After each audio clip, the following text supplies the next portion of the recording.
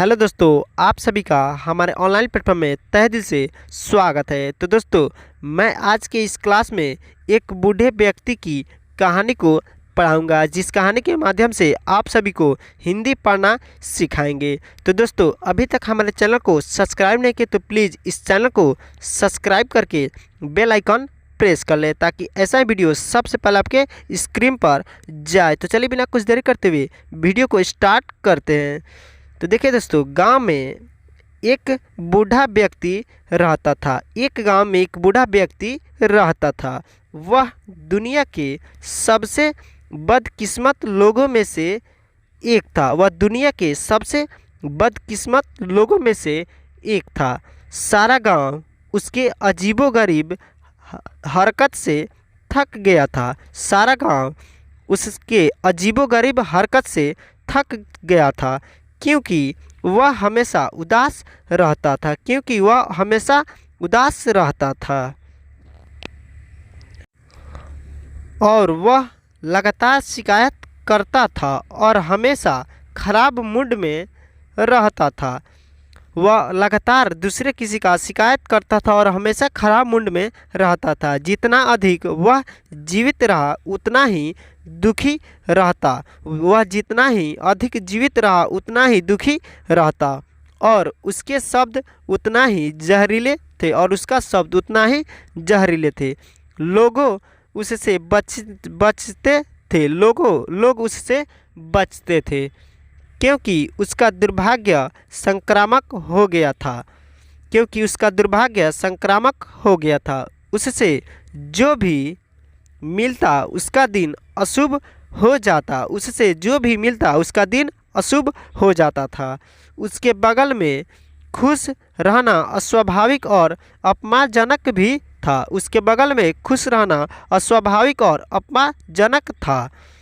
उसके बाद से इतना ज़्यादा दुखी होने की वजह से उसने दूसरे में दुख की भावना पैदा की। वह इतना ही ज़्यादा दुखी रहता था, उसके कारण दूसरों में दुखी की भावना पैदा की। लेकिन एक दिन जब वह 80 साल के हुए, एक अविश्वसनीय बात हुई। ये बात लोगों में आज की तरह फैल गई। वह बूढ़ा आदमी आज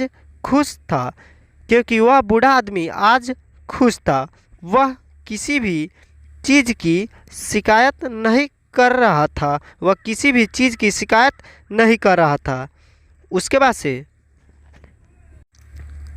बल्कि पहली बार वो मुस्कुरा रहा था, और यहाँ तक कि उसका चेहरा भी तरोताज़ा दिखाई पड़ रहा था।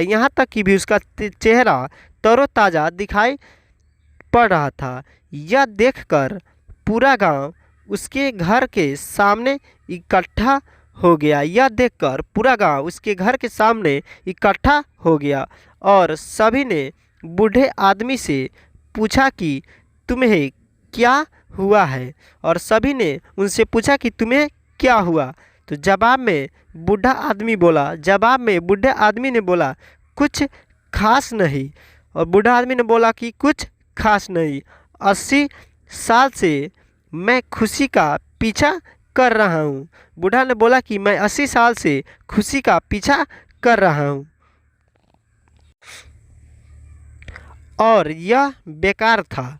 और उसने कहा कि मैं 80 साल से खुशी का पीछा कर रहा हूँ और यह बेकार था। मुझे खुशी कभी नहीं मिली, और फिर मैंने खुशी के बिना जीने और जीवन का आनंद लेने का फैसला किया। और वह बिना खुशी के बिना जीने और जीवन का आनंद लेने का फैसला किया, इसलिए मैं अब खुश हूँ। तो दोस्तों, आज की इस कहानी यहीं पे समाप्त हुआ। तो दोस्तों, इस कहानी से हमें क्या सीख मिलती है? तो इस कहानी से हमें ये सीख मिलती है कि खुशी का पीछा मत करो, जीवन का आनंद लो। तो दोस्तों इस कहानी से हमें यही शिक्षा मिलती है कि खुशी का पीछा मत करो, जीवन का आनंद लो। तो दोस्तों आज की इस कहानी को यहीं पे समाप्त करते हैं। तो दोस्तों कहानी अच्छा लगे तो प्लीज़ कमेंट करके बताइएगा और अपने दोस्तों के पास शेयर कर दीजिएगा। तो चलिए आज की इस कहानी को यहीं पे समाप्त करते हैं।